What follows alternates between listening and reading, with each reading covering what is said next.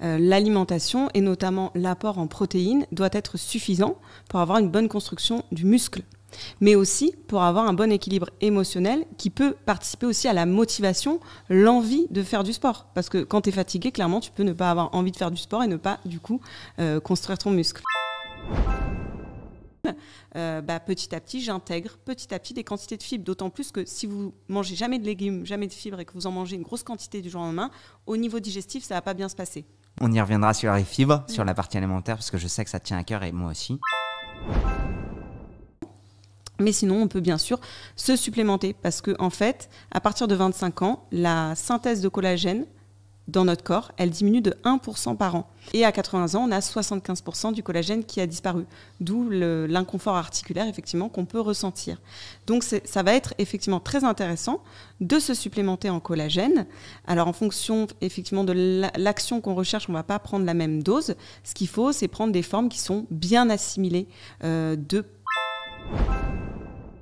Pareil que pour les articulations et les muscles et l'entretien de la jeunesse. Toutes les sources de caroténoïdes, toutes les sources de polyphénol. Caroténines, on les retrouve dans quoi? Caroténoïdes, c'est tout ce qui est coloré, donc carottes, potimarron, poivrons, tomates.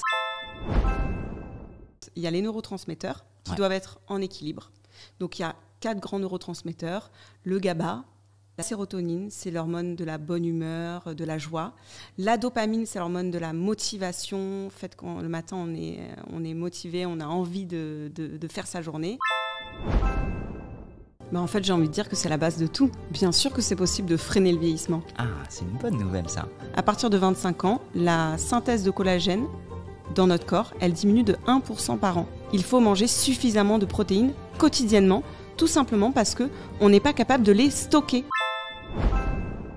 Vitamine C, si vous ne mangez pas de produits frais et des fruits frais ou des légumes frais, potentiellement vous pouvez en manquer parce que la vitamine C, elle est très vite détruite par la cuisson. Donc fruits frais, légumes frais. Voilà.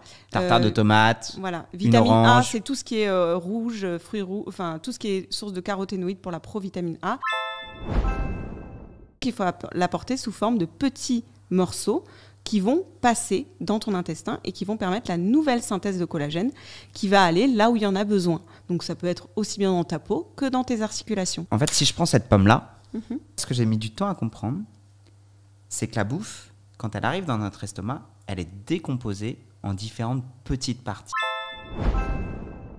Il ne faut pas être parfait, il faut essayer de faire du mieux qu'on peut chaque jour et surtout essayer de progresser finalement parce qu'on ne peut pas passer si on a de très mauvaises habitudes du jour au lendemain, tout changer, ce n'est pas possible.